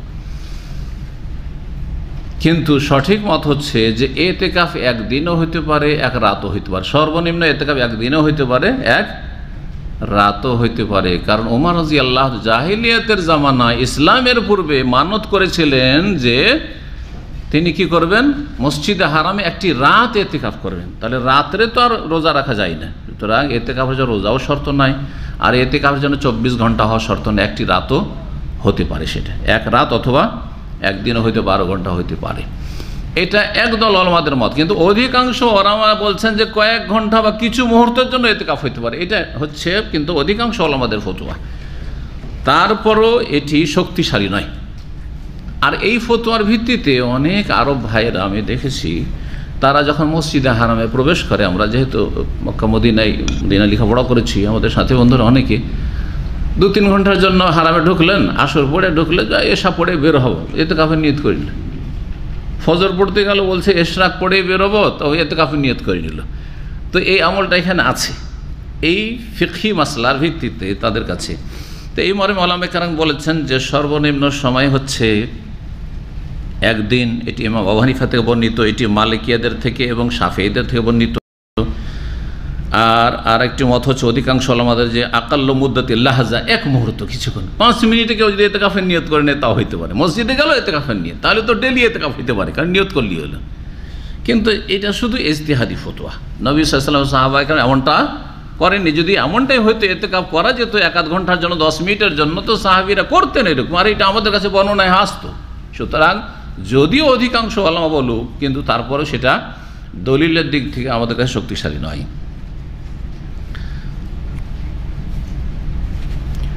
সর্বনিম্ন হচ্ছে 1 দিন অথবা 1 রাত। কেন বললাম এটাকে বেশি শক্তিশালী বললাম? এই জন্য যে হাদিস দ্বারা একটা রাত আমাদের কাছে প্রমাণিত, ওমর রাদিয়াল্লাহু আনহু ঘটনা। এর নিচে কোনো প্রমাণ আমাদের কাছে নেই যে 2-4 ঘন্টার জন্য বা আধা ঘন্টার জন্য কেউ ইতিকাফ করেছেন। এখন ইতিকাফ করার জন্য বাকি আরও যে মাসলা মাসাইলগুলো রয়েছে পরের জন্য রাখি, একটু হাদিসের দিকে এগিয়ে যায়, না হলে সময় আমাদের পুরো ওতে লেগে যাবে। আসল হচ্ছে সহিহ বুখারী হাদিসগুলি শেষ করা, তবে সবগুলি মাসলা বলবো ইনশাআল্লাহ। 2026 নম্বর হাদিস বর্ণনা করেছেন মা আয়েশা রাদিয়াল্লাহু তাআলা আনহা যাওজিন নবী সাল্লাল্লাহু আলাইহি নবী সাল্লাল্লাহু সহধর্মিনী বলছে, আন্না নবী কানা ইয়াতাকিফুল আশরাল আওয়াখির মিন রমাদান। নবী সাল্লাল্লাহু আলাইহি ওয়াসাল্লাম রমজান মাসের শেষ দশকে ইতিকাফ করতেন, হাত্তা তাওয়াফাহুল্লাহু তাআলা, তার ইন্তেকাল পর্যন্ত। আল্লাহ রাব্বুল আলামিন তাকে যে ওয়াফাত দান করলেন, মৃত্যু দান করা পর্যন্ত, মানে আজীবন তিনি কি করেছেন? ইতিকাফ করেছেন। কিন্তু আজীবন কখন থেকে শুরু করে? মদিনার জীবনে যখন থেকে রমজান এবং রমজানের সিয়াম চালু হয়েছে ফরজে 2য় হিজরি থেকে। জি। সুম্মা ইতাকাফা আজওয়াজুহু মিন বাদি, তারপরে তার সহধর্মিণীগণ বিবিগণ ইতিকাফ করেছেন তার তিরোধানের পরে। যে হাদিসটি এটাকে আলোচনা বলছিলেন যে ইতিকাফ সুন্নাতে মুআক্কাদা, কারণ নবী সাল্লাল্লাহু আলাইহি ওয়াসাল্লাম ইতিকাফ করেছেন, তার বিবিগণ ইতিকাফ করেছেন। এমনকি মহিলারাও ইতিকাফ করবে, আর মহিলারা মসজিদে ইতিকাফ করবে। ব্যবস্থা রাখতে হবে, মসজিদে মহিলা সেকশন থাকবে, ফিতনা মুক্ত থাকবে, সেখানে কোনো ফিতনার আশঙ্কা নেই। আর আলহামদুলিল্লাহ নিরাপত্তা আছে আলহামদুলিল্লাহ। যদি কোনো জায়গায় নিরাপত্তা না থাকে, ফিতনার আশঙ্কা থাকে, তাহলে অবশ্যই করবে না। কিন্তু শুধু ফিতনা করবে, অথচ রাস্তায় ঘাটে অহরহ মহিলাদেরকে বের করছেন, মিছিলে বিক্ষোভে মহিলাদেরকে বের করছেন দুনিয়াদার লোকেরা। এমনকি ইসলামপন্থীরা একশিন আছে, মহিলাদের দিয়ে এসব কাজ করাচ্ছে। তারপরে সহশিক্ষা, কলেজ ইউনিভার্সিটিতে স্কুলে ক্লাস 1 থেকে নিয়ে PhD পর্যন্ত একাকার করে দিচ্ছেন। সব জায়গায় ঠিক আছে, কিন্তু মসজিদে গেলেই শুধু এই ফিতনা হয়। এগুলো বেদাতীদের ফতোয়া, এগুলো হচ্ছে বেদাতের ফতোয়া। মসজিদে মানুষের অন্তরটা সবচেয়ে বেশি পরিষ্কার থাকে, মানুষের অন্তর আল্লাহমুখী থাকে মসজিদে গিয়ে। আর মসজিদে নিরাপত্তার ব্যবস্থা করতে হবে, আর তারপরে তাদেরকে ইতিকাফের অনুমতি দিতে হবে। ইতিকাফ মহিলারা অভিভাবকের অনুমতি ছাড়া আসতে পারবে না, অনুমতি নিয়েই ইতিকাফ করবে। 2027 নম্বর হাদিস বর্ণনা করেছেন আবু সাঈদ খুদরি রাদিয়াল্লাহু তাআলা আনহু, বলছেন আন্না রাসূলুল্লাহ সাল্লাল্লাহু আলাইহি ওয়াসাল্লাম কানা ইয়াতাকা ফিল আশরিল আওসাতি মিন রমাদান। নবী সাল্লাল্লাহু আলাইহি ওয়াসাল্লাম রমজান মাসের মধ্য দশকে ইতিকাফ করতেন, মানে প্রথম করেছেন। ফাতাকাফা আমান, তারপরে 1 বছর ইতিকাফ করলেন, এই মধ্য দশকে 11 তারিখ থেকে 20 তারিখ পর্যন্ত। হাত্তা ইযা কানা লাইলাতা 21, যখন 21 রাত আসলো, 20 সিয়াম শেষ, রোজা শেষ, 21 রাত আসলো। ওয়াহিয়া লাইলা আল্লাতি ইয়াখরুজু মিন সাবিহাতি মিন ইতিকাফিহি, এমন সেই রাত যেই রাতে 10 দিন ইতিকাফ করে সাধারণত নবী সাল্লাল্লাহু আলাইহি ওয়াসাল্লাম বেরিয়ে যান, কারণ 10 দিন হয়ে গেল তো ইতিকাফ করে বেরিয়ে যাবেন। বের হবেন ওই দিনে নবী সাল্লাল্লাহু আলাইহি ওয়াসাল্লাম খুতবা দিলেন, বক্তব্য করলেন ফজরে। আর বলেন মান কানা ইতিকাফা মাই ফালিয়াতাকিফিল আশাল আওয়াখির, যারা যারা আমার সাথে ইতিকাফ করেছে মধ্য দশকে 11 থেকে 20 পর্যন্ত, তারা যেন শেষ দশকও আমার সাথে ইতিকাফ করে, কারণ এটা বেশি উত্তম। এই সময়টাতে লাইলাতুল কাদার আছে, আর লাইলাতুল কাদার পাওয়ার জন্য সবচেয়ে উত্তম উপায় 24 ঘন্টা মসজিদে থাকা। কারণ দুনিয়ায় বাড়িতেও যদি থাকেন তো কিছু না কিছু ব্যস্ততা চলে আসতে পারে, কিছু না কিছু গাফিলতি চলে আসতে পারে, এদিক সেদিক করতে করতে মূল্যবান সময়টা কদর রাতের কেটে গেল। কিন্তু ইতিকাফে থাকলে তো আর দুনিয়ার সাথে কোনো সম্পর্ক নেই, কেটে দিন, একমাত্র আল্লাহর সাথে সম্পর্ক। এই লাইলাতুল কাদার পাওয়ার জন্য সবচেয়ে উত্তম পন্থা হচ্ছে ইতিকাফ করা। আল্লাহ যেন আমাদের সকলকে তৌফিক দান করে। তো বলছেন যে যারা আমার সাথে এতেকাফ করেছে তারা যেন শেষ দশকে এতেকাফ করে। ফাকাদ উরিতু হাযিহিল লাইলা, এই রাতটি, কদরের রাতটি আমাকে দেখানো হয়েছিল। সুম্মা উনসিতুহা, তারপর আমাকে ভুলিয়ে দেওয়া হয়েছে। ওই যে দুজন লোকের ঝগড়া, এর আগে আলোচনা, তারাবির আলোচনা করেছি, হাদিস এসেছে বুখারীতে গত আলোচনাতে, যে নবী সাল্লাল্লাহু আলাইহি ওয়াসাল্লাম বেরিয়েছেন লোকজনকে জানিয়ে দেবেন যে অমুক রাতটা হচ্ছে কদরের রাত। যেমনই বেরিয়েছেন দুটো লোকে ঝগড়া করছে। এই ঝগড়ার কুপ্রভাব পড়লো যে নবী সাল্লাল্লাহু আলাইহি ওয়াসাল্লামের স্মৃতি থেকে আল্লাহ সেটাকে উঠিয়ে নিলেন, ভুলিয়ে দিলেন। সব আল্লাহর হাতে। ইচ্ছা করলে আল্লাহ আমাদের মেমোরিতে যত এত এলেম সব ভুলিয়ে দিতে পারেন। নবী সাল্লাল্লাহু ভুলে গেলেন যে কিছুক্ষণ আগে যে জিবরাইল বলল অথবা স্বপ্নে দেখলাম, স্বপ্নেও ওহী হতো, আর তারপরে বলবো স্বপ্নটি ভুলে গেল। ঠিক হতে পারে, আমাদের তো অহরহ হয়। একটা স্বপ্ন দেখলাম, খুব ভালো লেগেছে, আজকের স্বপ্ন দেখে আসলে মানসিক অবস্থা খুব ভালো, কারণ স্বপ্নটা খুব মজা লেগেছে, কিন্তু বলার সময় বলতে পারি ভুলে গেছি। কাঁটা ছেঁড়া হয়ে গেছে, কিছু মনে আছে কিছু মনে নেই, ঠিক বলতে পারছি না। এটা হয়, স্মৃতিশক্তি অনেক সময় ফেল হয়ে যায়। তারপর আমাকে ভুলিয়ে দেওয়া হয়েছে, বললেন ওয়াকাদ রাআইতুনি, আমি স্বপ্নে দেখছি। তাহলে স্বপ্নে এতে দেখেছেন এই রাতটি। আসজুদু ফি মাইন ওয়া তিনিন মিন সাবিয়াতে, যেই রাতে ইতিকাফ হলো তার সকালবেলা আমি ফজরে সেজদা করছি পানিতে আর কাদাতে, কাদা পানিতে সেজদা করছি, মানে বৃষ্টি হয়েছে। আগেই অগ্রিম জানিয়ে দেওয়া হয়েছে লক্ষণটি, স্বপ্নে জানিয়ে দেওয়া হয়েছে, কিন্তু রাতটি যে জানানো হয়েছিল অমুক রাত, এই কথাটা ভুলে গেছে। এই লক্ষণটা মনে আছে যে এটা আমি দেখেছি। ফালতামেসুহা ফিল আশিল আওয়াখির, সুতরাং এই কদর রাত তলাশ করো শেষ দশকে। ওয়ালতামেসুহা ফি কুল্লি বিতরিন, আর প্রতিটি বেজোড়ে তলাশ করো, শেষ দশকের বিশেষ করে বেজোড়ে 21, 23, 25, 27, 29 তলাশ করো। ফামাতারাতিস সামাতিল কাল্লাইলা, যেই রাতটিতে হবে, নবী সাল্লাল্লাহু আলাইহি ওয়াসাল্লামকে তো ভুলিয়ে দেওয়া হয়েছে, সুতরাং নিশ্চিত বলতে পারলেন না, কিন্তু লক্ষণটা বললেন যে যেই রাতে হইল কদর, সেই যে রাত্রি কদরের রাত, সেই রাতের ফজরের আগেখানে মুষলধারে বৃষ্টি শুরু হয়ে গেছে। বলছেন ফামাতারাতিস সামাও, আকাশ থেকে বৃষ্টি বর্ষণ হলো, তিলকালে ওই রাতে। ওয়াকানাল মসজিদু আলা আরিশিন, আর মসজিদ ছিল খেজুরের ডালপালার ছাউনি। আরিশ মানে ছাউনি। ফাওয়াকাফাল মসজিদ থেকে পানি টপকিতে শুরু হলো। পানি টপকা বলেন তো না, ফটফট করে পানি পড়া। ফাবাসরাত আইনা ইয়া রাসূলুল্লাহ সাল্লাল্লাহু আলাইহি সাল্লাম, আমার দুই চক্ষু, আবু সাঈদ খুদরি সাহাবী বলছেন, আমার দুই চক্ষু, স্বচক্ষে দেখেছি আমি রাসূলুল্লাহ সাল্লাল্লাহু আলাইহি সাল্লাম, বা আমার দুই চক্ষু দেখেছে রাসূলুল্লাহ সাল্লাল্লাহু আলাইহি সাল্লাম কি আলা জাবহাতি আসারুল মাই ওয়াত তিন, তার কপালে পানি আর কাদার দাগ হয়ে রয়েছে, মিন সুবহে ইহদাইশিন, 21 সকালবেলা ফজরের সালাতে, কারণ ওই দিনে বা ওই রাতে কি হয়েছে, বৃষ্টি হয়েছে। তো তাহলে ওই বছরের কদর ছিল 21 রাত। আবার কোন কোন বছরে কি হয়েছে, 27 হয়েছে, কখনো 29 হয়েছে। আর এটাই হচ্ছে সঠিক যে সারা জীবন বা প্রতি বছর একই তারিখে থাকে না। ইমাম ইবনে হাজার রহমতুল্লাহ বলেছেন যে ওয়াসাহি বা রাজ আন্নাহা তাতানাক্কালু, সেটা সময় পরিবর্তন হইতে থাকে। কোনো বছর 21 হইল, কোনো বছরে 23, 25, 27, 29 এভাবে, জি পরিবর্তনশীল সেটা। 2 নম্বর অধ্যায় বলছেন বাবুল হাইদ তোরাজ্জেল রাসাল মুতাকিফ। এই অধ্যায় হচ্ছে যে ঋতুবতী মহিলা এতেকাফকারী পুরুষের মাথায় চিরুনি করে দিতে পারে, স্বামীর চিরুনি করে দিতে পারে। তাছাড়া মাহারামের, নিজের ছেলের, নিজের বাপের, ঠিক না, দাদার, নিজের দাদার, নানার চিরুনি করে দিতে পারে, চিরুনি করে দিতে পারে। তাহলে ঋতুবতী মহিলা কেমন করে চিরুনি করবে? এতেকাফ অবস্থায় থাকলো মসজিদে, আর ঋতুবতী মহিলা তো মসজিদে প্রবেশ করতে পারবে না, কেমন করে চিরুনি করে দিবে? মাথাটা বের করে দিবে। তা মসজিদের ভিতর থেকে যদি মাথাটা বের করে দেয় আর বাইরে থেকে চিরুনি করে দেয়, ঠিক আছে, এটাই ঠিক। একটু পড়াশোনা করতে হবে, খালি কোরআন চর্চা করলে হবে না, মাসলা মাসাইল চর্চা করতে হবে। মা আয়েশা রাদিয়াল্লাহু তাআলা আনহার যে ঘর ছিল, সেই ঘরটা মসজিদের লাগা। যে ঘরে এখন কি আছে, রিয়াজুল জান্নাহ, যেখানে রওজাতে আপনারা সালাত পড়ার জন্য যাচ্ছেন না, বাম হাতে যে নবী সাল্লাল্লাহু আলাইহি ওয়াসাল্লামের কবর, সেটা মা আয়েশার কক্ষ ঘর ছিল। তো ওই ঘরে তো দরজাতে কি ছিল, একটা পর্দা লাগানো ছিল, পর্দা ঝুলতো, পর্দাটা সরিয়ে দিলে আর মাথাটা এভাবে ঢুকিয়ে দিলে, মাথা ঢুকিয়ে দিলে মা আয়েশা রাদিয়াল্লাহু আনহা নিজের রুম থেকে চিরুনি করে দিতেন এতেকাফ অবস্থায়, যখন লোকজন নাই ওই সময়। সালাতের সময় ছাড়া তার অন্য সময় মসজিদ নববীতে লোকজন থাকতো না।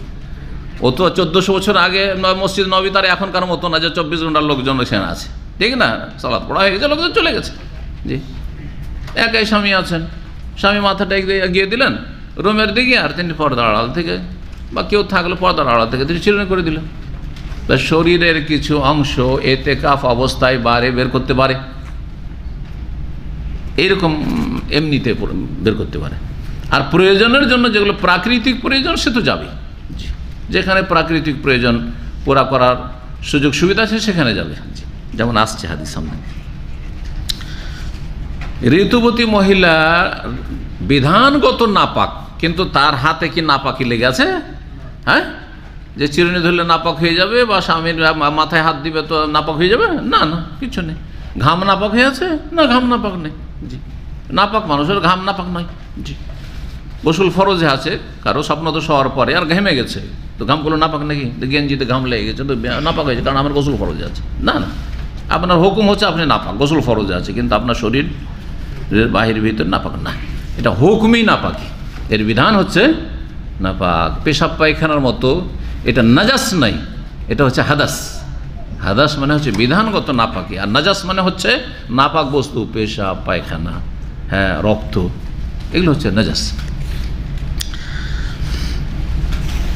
মা আয়েশা রাদিয়াল্লাহু তাআলা আনহা বর্ণনা করছেন, কান্না ইউসকি ইলাইয়া রাসূল, নবী সাল্লাল্লাহু আলাইহি ওয়াসাল্লাম আমার দিকে তার মাথাকে ঝুঁকিয়ে দিতেন, মাথা ঝুঁকিয়ে দিতেন। চলে আসলে হাদিস কেমন করে চিরুনি করতেন দেখেন।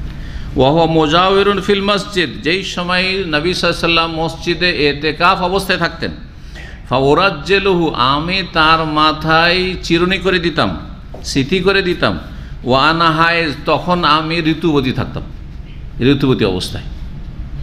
ঋতুবতী চিরুনি করতে পারে কার?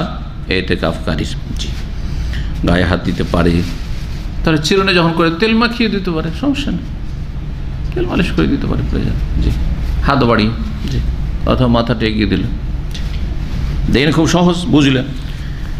কিন্তু সহজ মানে এই নয় যে হারামকে আবার হালাল করে দেবেন, ওটাও না আবার, কিন্তু হারাম হারাম, জায়েজ জায়েজ, জায়েজকে নাজায়েজ মনে করবে না, হারামকে আবার হালাল বা হালকা করে দেবেন মকরু করে, যেমন সিগারেট, জর্দা, হ্যাঁ, সবকে কি করে দিয়েছেন? হারামকে হালকা করে দিয়ে মকরু করে দিয়ে হালাল করে দিয়েছেন। মকরু মানে খাও, এটা বিদাতীদের কাজ, এটা গুমরাহদের কাজ। 3 নম্বর অধ্যায় বলছেন, বাবুন, এই অধ্যায় হচ্ছে লা ইয়াদখুলুল বাইতা ইল্লা লিহাজাতিন, এতেকাফকারী প্রাকৃতিক প্রয়োজন ছাড়া বাড়ির ভিতরে প্রবেশ করবে না। এতেকাফ করতে গেছে আর যখন তখন বাড়িতে চলে আসছে দেখা করতে, স্ত্রী ছেলে মেয়েদের কাছে, কি খবর টবর, জায়েজ না।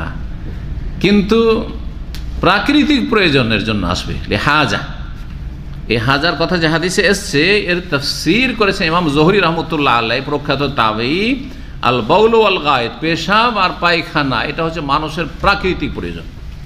এরকমই গোসল ফরজ, স্বপ্নদোষ হয়েছে এতেকাফ অবস্থায়, প্রাকৃতিক প্রয়োজন, গোসল করতেই হবে, এটা শরীয়ত প্রয়োজন, কিন্তু এটা প্রাকৃতিক বিষয়, স্বপ্নদোষ হওয়াটা হইতে পারে, আপনার ইচ্ছাকৃত এটা হয় নাই। সুতরাং গোসল করার জন্য মসজিদে বা মসজিদ সংলগ্ন যদি ব্যবস্থা না থাকে, বাড়িতে ঢোকা ছাড়া গোসল করা হচ্ছে না, তা বাড়িতে গিয়ে গোসল করে আসবে।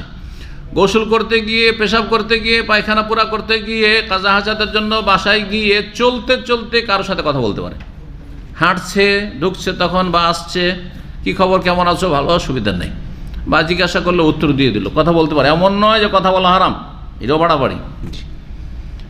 কিন্তু দাঁড়িয়ে দাঁড়িয়ে কথা বলবে, 5 মিনিট একটু গল্প করেই নি বিবি সাহেবের সাথে, এটা যাচ্ছে না। ছেলে মেয়েদের একটু খোঁজ খবর নিয়ে নি, কি পড়াশোনা করছে কিনা, না, এটা চলবে না, এটা চলবে না। অবস্থান করে, বাড়িতে অবস্থান করে চলবে না। মসজিদে এসে দেখা সাক্ষাৎ করতে পারে তারা, যখন মসজিদে এসে দেখা করবে তখন তাদের সাথে আবার গল্প করতে পারে, কিছু ভালো মন্দ গল্প প্রয়োজনের করতে পারে, যেমন হাদিস আসছে সাফিয়া রাদিয়াল্লাহু তাআলা আনহা, সবগুলো আসবে ইনশাআল্লাহ।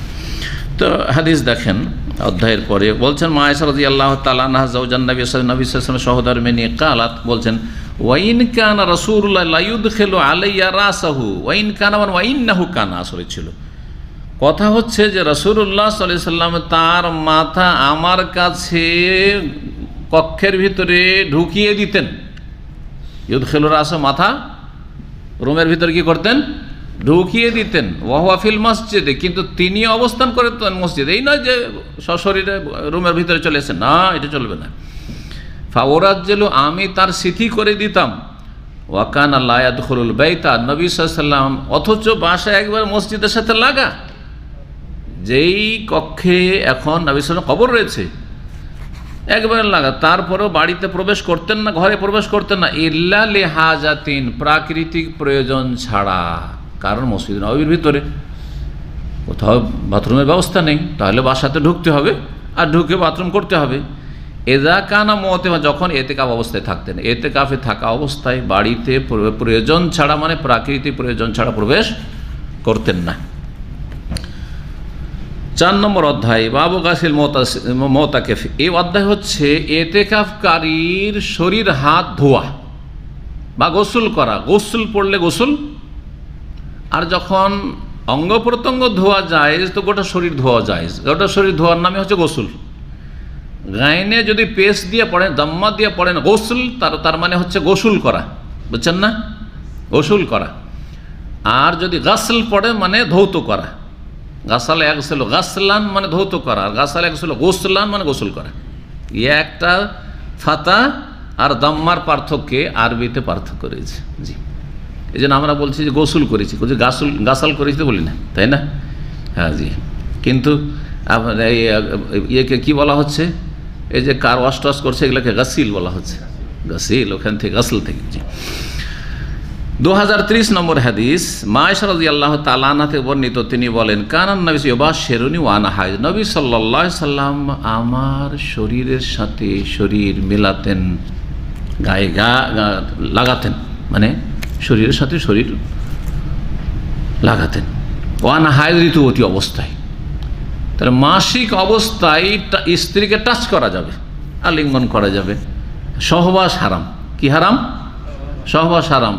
এমন উত্তেজিত হওয়া হারাম যেটাতে সহবাস না হয়ে যায়, হয়তো আউট অফ কন্ট্রোল চলে গেলেন, এইরকম যদি সম্ভাবনা থাকে। আর অধিকাংশ লোকের আল্লাহর ভয় কম, আজকালকার জামানে এমনি ইমান দুর্বল, আর তারপরে এমনি তার যেটা বলা হচ্ছে যে যেটা যৌন ক্ষমতা সেটাও অধিকাংশ লোকের দুর্বল, যার ফলে অনেকে হয় কি যে না না না হারাম, আমি সহবাস করবো না মাসিক অবস্থায়, কিন্তু থামতে পারলো না। থামতে পারলো না অনেক সময়, বা হয়ে গেল বীর্যপাত হয়ে গেল, আর সেটা যদি আবার রোজা অবস্থায় হয় তাহলে তো রোজাই ভঙ্গ হয়ে যাবে। সুতরাং রোজা অবস্থায় থাকলে খুব সতর্ক থাকতে হবে। আর মাসিক অবস্থায় নিজের ঈমান যদি মজবুত থাকে, শরীরে শরীর লাগানো, এক বিছানায় ঘুমানো জায়েজ রয়েছে। নবী সাল্লাল্লাহু আলাইহি ওয়াসাল্লাম সম্পর্কে বলছেন যে ইউবাশশিরুনি মানে এক বিছানায় শুইতেন, এক বিছানায় এক চাদরে শুইতেন। ওয়া আনা হাইজ, ঋতুবতী অবস্থায় আমি থাকতাম। এটা একটা অংশ। আর একটা অংশ, যদিও নাম্বার আলাদা দিয়েছেন এবং বুখারী রাহমাতুল্লাহ কিতাবে যারা নাম্বারিং করেছেন, 2031 নম্বর হাদিস, ওয়াকানা ইউখরুজু রাসু মিনাল মসজিদ, নবী সাল্লাল্লাহু আলাইহি ওয়াসাল্লাম মসজিদ থেকে মাথাটা বের করে দিতেন, মানে রুমের দিকে মাথাটা বের করে দিতেন। ওয়া হুয়া মুতাকা, এতেকাফ অবস্থায়। ফাগসিলু, তারপরে আমি ধুয়ে দিতাম। ওয়া আনা হাইজ, ঋতুবতী অবস্থায়। ঋতু অবস্থায় আমি কি করতাম? নবী সাল্লাল্লাহু মাথা ধুয়ে দিতাম। যখন মাথা ধোয়া জায়েজ, কেউ ধুয়ে দিলে জায়েজ, তো নিজে যদি কেউ ধোয় তো জায়েজ হবে না? মাথা ধোয়া যখন জায়েজ, তো গোটা শরীরে পানি ঢালা জায়েজ, অর্থাৎ গোসল করা জায়েজ। এতেকাফে 10 দিন থাকবেন, যদি ডেইলিও গোসল করেন কোনো অসুবিধা নেই, গোসল করলেন, চলে আসলেন। মসজিদে হারামে আলহামদুলিল্লাহ ছাত্র জীবনে এতেকাফ করেছে, কারণ ছাত্র জীবনের শেষ 10 দিন মধ্যে ইউনিভার্সিটি ছুটি হয়ে যেত। আর এরকম কারো আন্ডারে ওই যে চাকরি মানে তো চাকর হওয়া, তাই না? কথাটা শুধু ভদ্র চাকরি, কিন্তু আসলে চাকরি মানে চাকর হওয়া। তো কারো অধীনে না, আলহামদুলিল্লাহ ছুটি হইলো, 18 রমজান ছুটি হয়ে গেল, টান দিলাম, চলে গেলাম, 19 রমজান পৌঁছে গেলাম, 20 রমজান গিয়ে এতেকাফে ঢুকে গেলাম, আলহামদুলিল্লাহ থাকতাম। তো সাথী বন্ধুরা আরও থাকতো, ভালো লাগতো। তো সেই সময় খুব ফ্রিও থাকতো, এত বেশি গ্যাদারিং ভিড় ভাড়ও ছিল না। 1991, 92, 93 সময়গুলোতে, 90, 91 আর কি। তো আমরা চলে যেতাম, তখন পাহাড়ের নিচে ছিল টয়লেটগুলো ছিল, এগুলো টয়লেট তখন হয়নি। এই যে টয়লেটগুলো আশেপাশে দেখছেন এগুলো তখন হয়নি, পাহাড়ের নিচে চলে যেত। এখন আছে কিন্তু একটু দূরে, আর কেউ ইউজ করে না, খালি পড়ে থাকে। যারা জানে তারা ভিড়ের সময় হজ মৌসুমে ভিতরে চলে যান খুব পাহাড়ের নিচে, যেগুলো তো ওই যে আপনি কোদায় যাওয়ার জন্য বাসের জন্য নামছেন না, সামনে জমজম টাওয়ারের নিচে দিয়ে, ওখান দিয়ে নামলে সামনে একটু নেমে গেলে পাহাড়ের তলাতে ডানে বামে সব বাথরুমগুলো আছে, তো ওগুলো থেকে গোসল করে আসতো।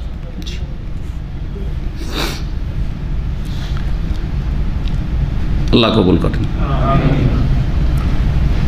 বলছেন বাবুল এতেকাফে লাইলান, তারপরে অধ্যায়। এই অধ্যায় হচ্ছে রাতে এতেকাফ করা। ইমাম বুখারী রাহিমাহুল্লাহ অধ্যায় কি কায়েম করছেন, যে রাত্রে এতেকাফ করা। তার মানে এখান থেকে বুঝাইতে চাইছেন যে শুধু একটি রাতের জন্য 10-12 ঘন্টা এতেকাফ করব, মাগরিবে ঢুকলাম ফজর পড়ে বেরোবো, তো এতেকাফ জায়েজ এবং দলিল সম্মত, দলিল দ্বারা প্রমাণিত। বুঝা গেছে? যখন এই মাসলা বোঝা গেল, তাহলে আর একটা মাসলা বেরোলো যে তাহলে এতেকাফের জন্য রোজা শর্ত নয়, এতেকাফের জন্য রোজা শর্ত নয়। জি, কিছু কিছু মজহাবে এতেকাফের জন্য রোজা শর্ত, এতেকাফের জন্য রোজা শর্ত, যেমন হানাফি মজহাবে এতেকাফের জন্য রোজা শর্ত। এতেকাফের জন্য রোজা শর্ত, তাহলে এতেকাফ হইতে হবে 24 ঘন্টার কমপক্ষে, একদিন এক রাত।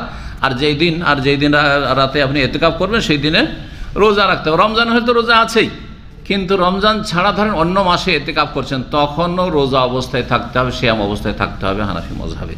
কিন্তু এর জন্য কোনো দলিল নেই, যুক্তি যে যেহেতু এতেকাফ করছেন, আর নবী সাল্লাল্লাহু আলাইহি ওয়াসাল্লাম এতেকাফ রমজান মাসে করেছেন, তখন রোজা চলতো, আপনিও রোজা রাখেন। কিন্তু এমন কিছু বিনা দলিলে আবশ্যক করার কোনো প্রয়োজন নেই। হ্যাঁ, ভালো, কেউ যদি সিয়াম অবস্থায় থাকে আরও ভালো, সিয়ামও পালন করলে, এদিকে রোজা আছে তো আধ্যাত্মিক এদিক থেকে উন্নতি হচ্ছে, ওর মধ্যে একটা রুহানিয়াত আছে, আর তারপরে এতেকাফের মধ্যে একটা রুহানিয়াত আছে। তো দুই রুহানিয়াতের মাধ্যমে মানুষের তাজকিয়া নাফস, আত্মার পরিশুদ্ধি হবে।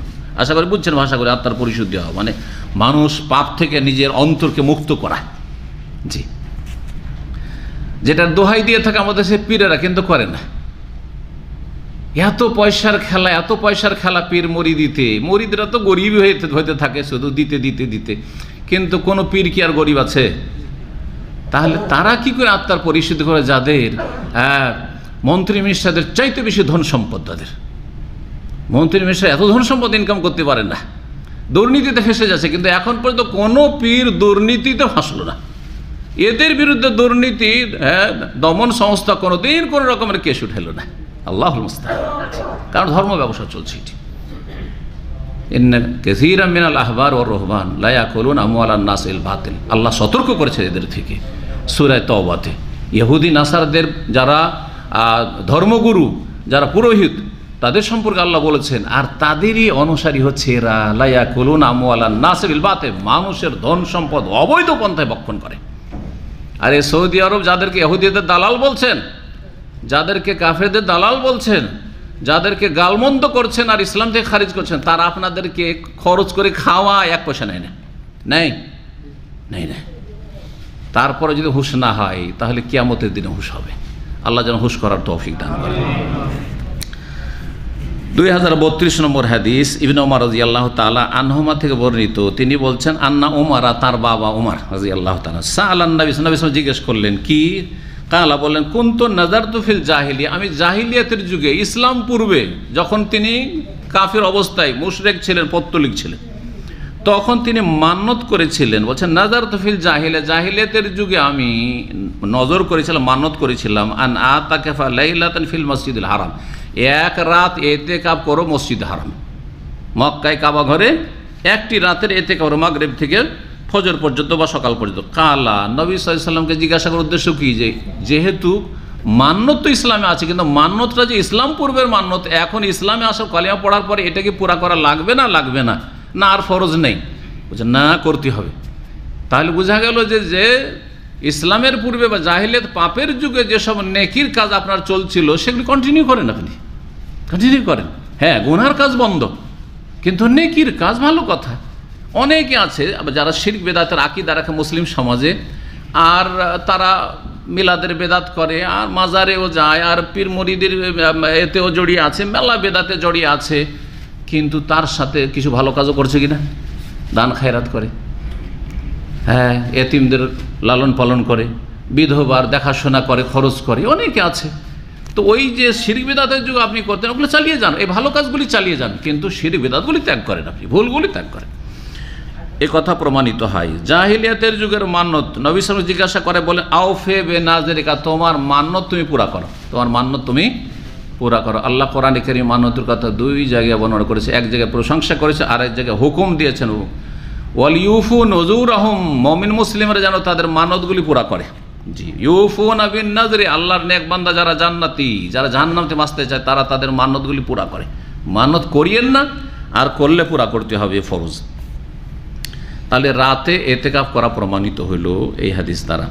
6 নম্বর অধ্যায় বলছে বাবু এতেকাফিন নেসা। এই অধ্যায় হচ্ছে নারীদের এতেকাফ, মহিলারা এতেকাফ করতে পারবে কি না। জি হ্যাঁ, নাকি ফিতনা হয়ে যাবে, সব কিছুতে ফিতনা, মসজিদে মহিলারা আসলেই ফিতনা, তারাবিতে আসলেই ফিতনা, হ্যাঁ, যেগুলো বেদাতীদের কথা, এসব বেদাতি বক্তাদের কথা। জি, কোরআন সুন্নাহর কথা শুনে হাদিস শুনে, বুখারীর হাদিস 2033 নম্বর হাদিস, মা আয়েশা রাদিয়াল্লাহু তাআলা আনহা থেকে বর্ণিত, তিনি বলেন কানা নবী ইয়াতাকাফু ফিল আশরিল আওয়াখির মিন রমাদান, নবী সাল্লাল্লাহু আলাইহি ওয়াসাল্লাম রমজান মাসের শেষ 10 দিনে ইতিকাফ করতেন। ফাকুনতু আযরিবু লাহু খিবান, আমি নবী সাল্লাল্লাহু আলাইহি ওয়াসাল্লামের জন্য মসজিদের ভিতরে ছোট্ট একটি তাঁবু লাগিয়ে দিতাম। তাঁবু মানে ঘেরা। ইতিকাফের জন্য ঘেরা শর্ত না ভালো? যদি জায়গা থাকে তো ঘেরা ভালো। জায়গা আছে, যেমন ধরেন আপনার মসজিদ, আপনার গ্রামে 2-1 জন ইতিকাফ করবে, যাতে এক কোণাতে এইখানে বা 4 কোণাতে 4টা যদি ছোট ছোট ঘেরা থাকে, আর ঘেরার ভিতরে আপনি নির্জনে ইবাদতবন্দি করলেন, তাহলে মুসল্লিদের কোনো অসুবিধা নেই। মুসল্লির সংখ্যা এত বেশি নয় যে জায়গা হয় না, আর আপনারা জায়গা দখল করে আছেন সব ইতিকাফ, এটা চলবে না। তাহলে ঘেরে নাই ভালো। কিন্তু যেখানে মুসল্লিদের সংখ্যা বেশি, এইরকম ঘেরাঘেরি করলে তো বিপদ হয়ে যায় মুসল্লিদের জন্য, কোথায় নামাজ পড়বে, সেখানে ঘেরা চলবে না। যেমন মসজিদ হারামে ইতিকাফ করছে না লোকেরা, কিন্তু কোনো ঘেরা নেই। মসজিদ নববীতে ইতিকাফ করছে, কোনো ঘেরা নেই। এইরকমই এখানে অন্য আরও মসজিদে, রাজেহি মসজিদে, রিয়াজে, তারপরে মক্কাতে, যে কোনো শহরের রাজেহি মসজিদে, এখানকার শুধু দাম জানি না, মদিনাতেও রাজেহি মসজিদে এত ফ্যাসিলিটি আছে, যেই ব্যক্তি ইতিকাফ করে অনলাইনে আপনি বুকিং দেন আর ইতিকাফ করে, তাকে A to Z খাবার দাবার কাপড় চোপড় তার বিছানা সব দেওয়া হবে, সব দেওয়া হবে। যেটা মসজিদ হারামে আর মসজিদ নববীতে এরকম সুযোগ সুবিধা নেই। আপনাকে সব যেগুলি অনুমতি আছে নেওয়ার সেগুলি নিয়ে যেতে হবে, কিন্তু ওখানে সব দেওয়া হয়। জি, মহিলাদের এতেকাফ যদি সুব্যবস্থা থাকে, ফিতনামুক্ত থাকে এবং অবাধ মেলামেশা না হয়, মহিলা সেকশন আলাদা আছে, তাহলে শরীয়ত সম্মত। বলছেন মা আয়েশা কি বলছেন, ফাকুনতু আযরিবু লাহু খিবান, আমি নবী সাল্লাল্লাহু আলাইহি ওয়াসাল্লামের এতেকাফের জন্য তাঁবু লাগিয়ে দিতাম। এখান থেকে কি বোঝা গেল? যে নবী সাল্লাল্লাহু আলাইহি ওয়াসাল্লাম বিবি স্ত্রী স্বামীর জন্য তাঁবু লাগাইতেন। তাহলে সংসারের কাজে যেই কাজগুলি সাধারণত মহিলাদের নয়, সেই কাজেও যদি মহিলারা স্বামীর সাথে সহযোগিতা করে বা ছেলেদের সহযোগিতা করে, শরীয়ত সম্মত। যেমন গবাদি পশুকে, আমাদের দেশে গ্রাম অঞ্চলে গবাদি পশুকে মহিলারা অনেক সময় কি দেয়, চারা দেয়, তাই না? সহযোগিতার প্রয়োজন হয় তো করলে ভালো, কিন্তু বাধ্য করা স্ত্রীকে যে তোকে পাক করেও দিতে হবে, ছেলে মেয়েও মানুষ করতে, পরিচর্যা করতে পার, তোকে তোকে খাবার দাবারও দিতে হবে, এগুলি বাড়াবাড়ি জুলম অত্যাচার নারীদের উপর। এমনকি মাঠে ঘাটেও নিয়ে যায়, অনেক জাহেল মূর্খ আছে অমুসলিমদের মতো, মাঠে ঘাটও তাদের মহিলারা কাজ করে। এগুলো জানিস না যে মাঠে ঘাটে গিয়ে কাজ করবে, তার ঘরে অনেক কাজ আছে। জি, তো বলছেন যে আমি খিমা লাগিয়ে দিতাম। ফাইওসাল্লি সুবহা, ফজরের সালাত পড়ে, সুম্মা ইয়াদখুল, তারপরে প্রবেশ করতেন। তাহলে এই হাদিস দ্বারা একটা কথা প্রমাণিত হলো যে নবী সাল্লাল্লাহু আলাইহি ওয়াসাল্লাম ইতিকাফের জায়গাতে প্রবেশ করতেন কখন? হ্যাঁ, 21-এর রাত শুরু হলো সন্ধ্যাবেলা, 20 রমজান শেষ হওয়ার পরে, আর তারপরে রাতটা গেল, ফজর পড়লেন, ফজর পড়ে তখন ইতিকাফের জায়গায় যেখানে ঘেরা আছে তাঁবু, তার ভিতরে প্রবেশ করতেন। জি হ্যাঁ, মাসলা ইখতিলাফ রয়েছে, পরে বলবো, হাদিসটা শেষ করিনি। ফাস্তা জানাত হাফসা, তো আয়েশা, তারপরে হাফসা রাদিয়াল্লাহু তাআলা অনুমতি চাইলেন আয়েশা রাদিয়াল্লাহু তাআলা আনহার কাছে, আনতাজরে বা খেবান, যে একটি আমিও তাঁবু লাগাই, মানে আমিও ইতিকাফ করবো। ফাজেনাতুল্লাহ, ঠিক আছে তুমিও লাগাও। ফাজারাবাদ খেবান, দ্বিতীয় একটা তাঁবু লাগলো। মসজিদে নবী, ছোট্ট মসজিদ তখনকার, নবী সাল্লাল্লাহু আলাইহি ওয়াসাল্লামের জন্য একটা জায়গায় ঘেরা হয়েছে। তারপরে হাফসা রাদিয়াল্লাহু উমরের মেয়ে, নবী সাল্লাল্লাহু আলাইহি ওয়াসাল্লামের দ্বিতীয় বিবি, তিনি, তার জন্য একটা ঘেরা হইল। ফালাম্মা রাআতহু যায়নাব বিনতে জাহাশ, যখন যায়নাব বিনতে জাহাশ দেখলেন যে তার জন্য লাগানো হয়েছে, তো আমি কেন করব না, আমিও করি। তো যায়নাব বিনতে জাহাশ দারাবাত খেবান আখার, আর একটি তিনি তাঁবু লাগিয়ে নিলেন।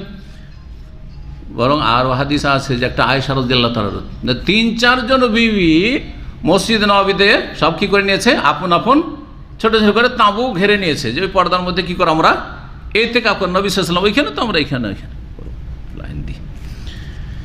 নবী করিম সাল্লাল্লাহু আলাইহি ওয়াসাল্লাম সকালবেলা দেখছে যে আরে এতগুলো ঘেরা কার, ও তো আমার একটা করতে বলেছিলাম।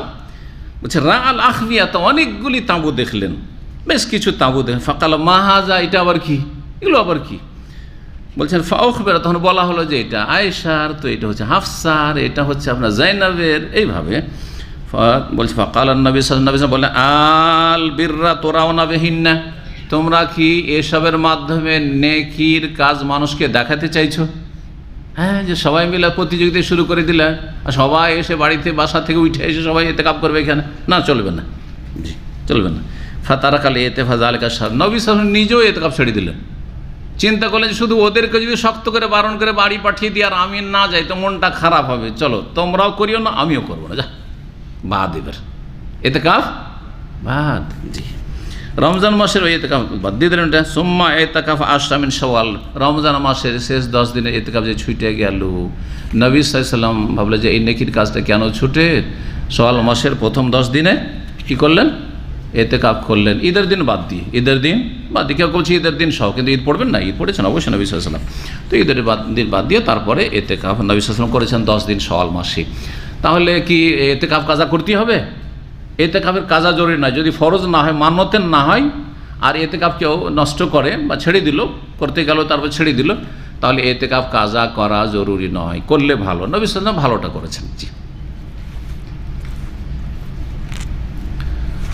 আর একটি অধ্যায় আলোচনা করে নিই, 7 নম্বর অধ্যায় বলছে বাবুল আখবিয়াতে ফিল মসজিদ। এই অধ্যায় হচ্ছে মসজিদে তাঁবু লাগানো সম্পর্কে মাসলা। আগের হাদিসটি তো আসলো, এখন আলাদা করে ইমাম বুখারী রাহিমাহুল্লাহ প্রমাণ করছেন এই মাসলা যে মসজিদে তাঁবু লাগিয়ে কেউ যদি ইতিকাফ করে তো শরীয়ত সম্মত কি না, না এটা অন্যদের অধিকার নষ্ট করা।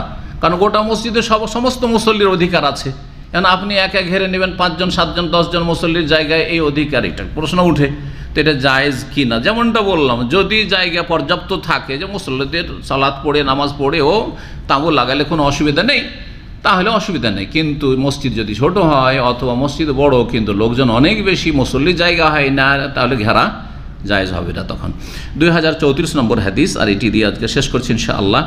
আয়েশা রাদিয়াল্লাহু তাআলা আনহা থেকে বর্ণিত, তিনি বলেন আন্নান নবী আরাদা ইয়াতাকিফ, নবী সাল্লাল্লাহু আলাইহি ওয়াসাল্লাম ইতিকাফ করার ইচ্ছা করলেন, মনস্থ করলেন। ফালাম্মান সারাফ ইলাল মাকানিল্লাযী আরাদা ইয়াতাকিফা, যখন ওই জায়গায় আসলেন যেখানে তিনি ইতিকাফ করবেন, মানে তার জন্য যে ঘেরা হয়েছে এখানে আসলেন, যে এখন ইতিকাফে আসবো মসজিদে নববীতে, দেখছেন ইযা আখবিয়াতুন, দেখছেন যে কয়েকটি তাঁবু লাগানো আছে। আমি একটি আমার জন্য লাগাইতে বলেছিলাম আয়েশাকে, আরে এতগুলো কেন? তো বলছেন যে খেবাও আয়েশা, একটা হচ্ছে আয়েশা রাদিয়াল্লাহু তাআলা আনহার তাঁবু, আরেকটি খেবাও হাফসার, ও খেবাও জাইনাবের আরেকটি, আর নবী সাল্লাল্লাহু আলাইহি ওয়াসাল্লাম আরেকটি, তাহলে 4টি মসজিদে নববীতে তাঁবু লাগানো আছে ছোট ছোট। ফাকালা, তখন বললেন আল বিররা তাকুলুনা বিহিন্না, তোমরা কি এইসব কাজের মাধ্যমে তোমরা নেকির কথা বলতে চাইছো, মানুষকে জানাতে চাইছো যে আমরা খুব নেককার হয়ে গেছি, আর তাও সবাই মিলে এখানে প্রতিযোগিতা শুরু করেছি ইতিকাফের? এইভাবে চলবে না, সবাই মিলে এক একজনকে পারমিশন দিয়েছেন, কিন্তু সবাই যখন প্রতিযোগিতা শুরু করলেন, এই যদি হয়তো 9 জন স্ত্রী আছে, 9 জন এসে যদি মসজিদে সবাই বলে যে আমি কি করলাম, ওরা 4 জন এসছে আমরা আসবো, বা 3 জন এসছে আমিও আসবো, এই করে করে সব দিকে, তাহলে তো মসজিদ ফুল হয়ে যাবে, তাই না? তো এই জন্য নবী সাল্লাল্লাহু আলাইহি ওয়াসাল্লাম ক্যান্সেল করিয়ে দিলেন, সেই বছর নিজেও করলেন না রমজানে, আর নবী সাল্লাল্লাহু আলাইহি ওয়াসাল্লাম বিবিগণকেও করতে নিষেধ করলেন ইতিকাফ, এবং সেগুলি ভেঙে ফেলা হইল। এই হাদিসগুলোতে একটি মাসলা আমরা পড়লাম, সেটা হচ্ছে যে নবী সাল্লাল্লাহু আলাইহি ওয়াসাল্লাম ইতিকাফের জায়গায় প্রবেশ করেছেন। কখন প্রবেশ করেছেন পড়লাম? 21 তারিখের সকাল ফজরের সালাত পড়ে। এই বিষয়ে 2টি মত রয়েছে, এই বিষয়ে ওলামাদের 2টি মত রয়েছে। একটি হচ্ছে যে 21 তারিখের সন্ধ্যা হতেই, কারণ 10 দিন না পুরা করতে হবে, তো 10 দিন যদি পুরা করতে হয় তাহলে সন্ধ্যা থেকে শুরু করতে হয়, কারণ চাঁদ উঠেছে সন্ধ্যা থেকে আরবি মাস শুরু হয়, সুতরাং 21-এর সন্ধ্যা থেকে শুরু করতে। এটি হচ্ছে অধিকাংশ ওলামায়ে কেরামদের মত, অধিকাংশ আলেমদের ফোকাহাদের মত, এটি ইমামদের মত। দ্বিতীয় মত হচ্ছে যে 21 তারিখের সকালবেলা থেকে, এটি হচ্ছে ইমাম আহমদের একটি রিওয়ায়াত, ইমাম আউজাই, ইমাম লাইস এই কথাটি বলেছেন, এবং এটি অনেক মুহাদ্দিসিনরাও বলেছেন। আবার তাহলে যে হাদিসে আসলো, যারা বলছে যে সন্ধ্যা থেকেই ঢুকতে হবে, তাদেরই দল ভারী ওলামাদের, তাহলে নবী সাল্লাল্লাহু আলাইহি ওয়াসাল্লাম যে ভোরে ফজর পড়ে ঢুকলেন, এর উত্তর কি দিয়েছেন? ওনারা একটা সমন্বয় করেছেন। বলছেন নবী সাল্লাল্লাহু আলাইহি ওয়াসাল্লাম করতেন কি, মসজিদে নববীতে বা মসজিদে সন্ধ্যাবেলায় ঢুকে পড়তেন। মসজিদে সন্ধ্যাবেলায় ঢুকে পড়লেন, মাগরিব পড়লেন, এশা পড়লেন, তারপরে কিয়ামুল লাইল পড়লেন। আর কিয়ামুল লাইল পড়ার পরে সারা রাত থাকলেন, খোলা মসজিদে থাকলেন। আর ফজর পড়ার পরে এখন লোকজন আসা যাওয়ার লেগেই থাকবে, তারপরে খেমার ভিতরে ফজর পড়ে প্রবেশ করলেন।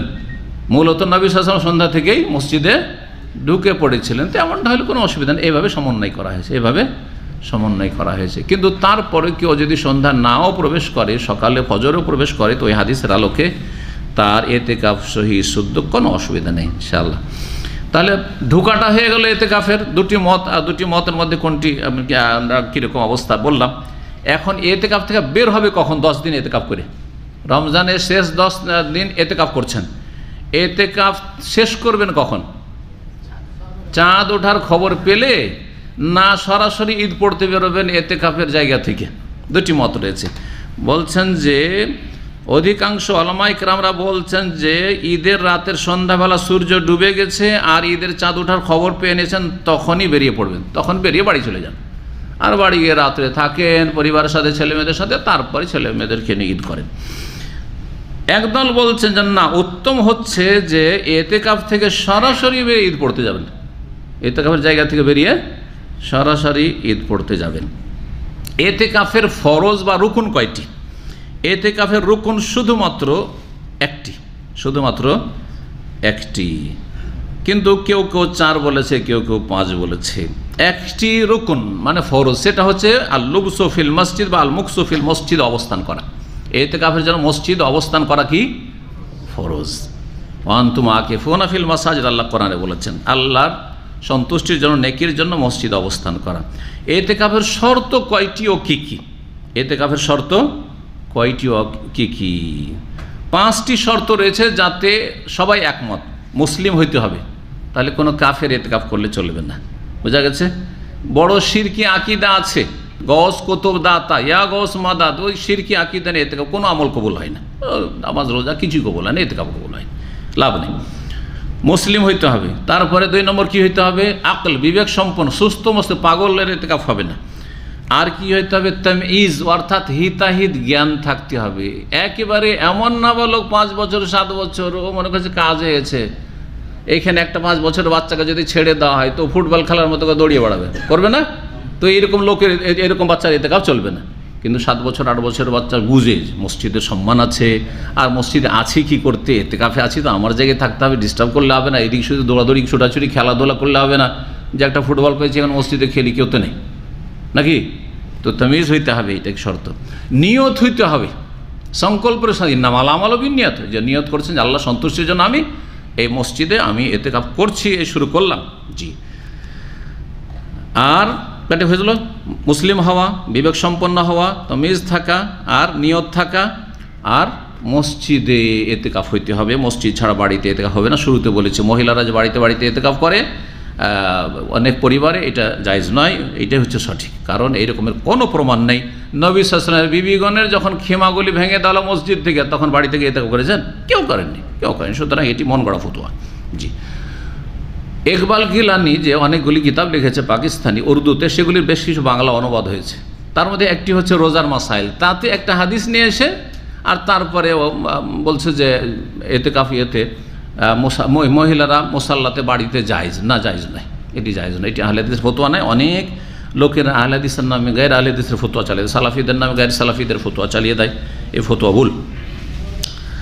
তো এই ছিল 5টি শর্ত। কেউ কেউ আরেকটি শর্ত লাগিয়েছেন, আর এই সঠিক যে এইটাও শর্ত, জরুরি শর্ত, সেটা হচ্ছে মাসিক থেকে পবিত্র হইতে হবে। নেফাস, প্রসূতির রক্ত থেকে, বাচ্চা ভূমিষ্ঠ হওয়ার রক্ত থেকে পাক থাকতে হবে। জানাবাত, ফরজ গোসল থেকে পাক থাকতে হবে। এখন এতেকাফে যখন ঢুকছে সেই সময় নাপাক অবস্থায় আছে, আমি গোসল করে এসে তারপর তো মসজিদে তোমার অবস্থান করাই জায়েজ না, ঠিক কিনা? সুতরাং জানাবাত থেকে পাক থাকতে হবে। জি হ্যাঁ, এগুলো হচ্ছে শর্ত। তাহলে আর শর্ত পবিত্রতা, বড় নাপাকি থেকে পবিত্রতা একটি বলতে পারতে, 6টা হয়ে গেল। 7 নম্বর শর্ত, নারীদের জন্য অভিভাবকের অনুমতি। বিবাহিতা হলে স্বামীর অনুমতি ছাড়া এতেকাফে যেতে পারে না, স্বামীর অনুমতি নিতে হবে। কারণ এটি কোনো ফরজ কাজ নয়। ফরজ কাজে অনুমতি লাগে না। ফরজ জোহরের নামাজ পড়তে যাচ্ছে, স্বামী অনুমতি দিচ্ছে না, শুনবে নাকি? বোরখা পড়তে চাইছে মহিলা, ফরজ, চেহারা ঢাকবে, বোরখা পরবে, শরীর ঢাকবে, মাথা রাখবে, ফরজ, আর স্বামী বলছেন না বোরখা পড়তে দেবো না, শুনবে নাকি? না, মোটেই শুনবে না। কিন্তু সুন্নত নফল কাজে অবশ্যই অনুমতি নিতে হবে। ইতিকাফ সুন্নাত, সুতরাং স্ত্রী স্বামীর অনুমতি নিয়ে ইতিকাফ করবে। অবিবাহিতা বাপের অনুমতি নিয়ে, বাপ নেই বড় ভাইয়ের অনুমতি নিয়ে, ভাইয়ের অনুমতি, যে অভিভাবক বাড়িতে রয়েছে অনুমতি নিয়েই ইতিকাফ করতে। বিনা অনুমতিতে কোনো মহিলা ইতিকাফ করবে না, অভিভাবকের অনুমতি নেবে। জি, একটি মাসলায় শুধু ইখতিলাফ রয়েছে, এটি শর্ত কিনা, যে ইতিকাফের জন্য রোজা শর্ত কিনা, এ আলোচনা করলাম। সেটা হচ্ছে সঠিক মত কি, যে ইতিকাফের জন্য রোজা শর্ত নয়, কিন্তু রমজানে তো রোজা রাখতেই হবে, রমজান রোজা। কিন্তু রমজান ছাড়া যখন অন্য সময় ইতিকাফ কেউ করবে, নফল ইতিকাফ, তার জন্য রোজা শর্ত নয়। আর দলিল ওমর রাদিয়াল্লাহু তাআলা আনহুর মান্যতের হাদিস, যে এক রাত তিনি ইতিকাফের মানত করেছিলেন আর রাতে রোজা হয় না, সুতরাং বিনা রোজাতে তাকে নবী সাল্লাল্লাহু আলাইহি ওয়াসাল্লাম ইতিকাফের মানত পুরা করতে বলেছিলেন। সুতরাং ইতিকাফের জন্য রোজা শর্ত নয়। এখানে আজকের আলোচনা শেষ করছি। আল্লাহ রাব্বুল আলামিন যেন আমাদের নেক আমল কবুল করেন, আমাদের এলমে, আমলে, দিন, দুনিয়াতে, রুজিতে আল্লাহ সব কিছুতে যেন বরকত দান করেন। এবং আল্লাহ রাব্বুল আলামিনের কাছে দোয়া করি, বিশেষ করে আপনাদের জন্য যারা ইফতারে এখানে হাজির হয়েছেন, আল্লাহ আপনাদের ভালো করেন, আপনাদের পরিবারের ভালো করেন, ছেলে মেয়েদের আল্লাহ ভালো করেন, আল্লাহ সবাইকে ভালো রাখেন, বালা মুসিবত থেকে হেফাজতে রাখে, রুজিতে বরকত দান করে। যেসব ভাইদের কাজ নেই, আল্লাহ যেন কাজে রুজির ব্যবস্থা করে দেন। আর যাদের কাজ আছে, আল্লাহ যেন হালালে বরকত দান করেন, হারাম থেকে বেঁচে থাকার তৌফিক দান করেন। এবং আল্লাহ রাব্বুল ফরজ ওয়াজিবের হেফাজতের আপনাদের সকলকে তৌফিক দান করেন, হারাম নাজায়েজ থেকে, গুনাহ থেকে বেঁচে থাকার তৌফিক দান করেন, নেক জীবন তৈরি করার আল্লাহ যেন তৌফিক দান করেন। ওয়া সাল্লাল্লাহু সাল্লাম আলা নবিয়িনা মুহাম্মদ ওয়া আলা আলিহি ওয়া সাহবিহি আজমাইন।